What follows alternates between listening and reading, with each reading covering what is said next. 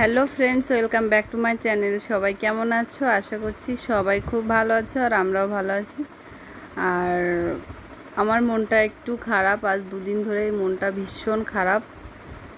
সেজন্য আর ব্লগ করতে পারিনি। তো বিকালবেলা এক জায়গায় যাচ্ছিলাম, তো ভাবলাম যে সারাদিন তো আর কিছুই তোমাদের সঙ্গে শেয়ার করলাম না, তো বিকেলবেলাটা তোমাদের সঙ্গে শেয়ার করি।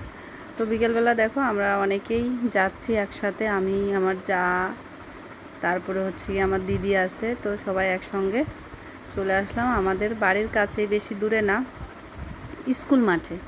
তো এখানে হচ্ছে ভলিবল খেলা, তো অনেক অনেক লোকজন আছে আর কি।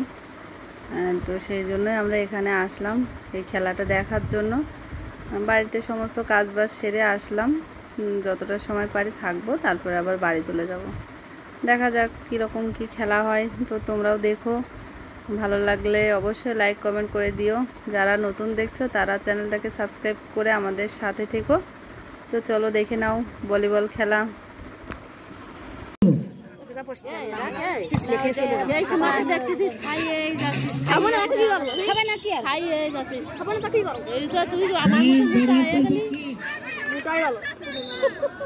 কাপড় বলে ভালো থাকে আমাকে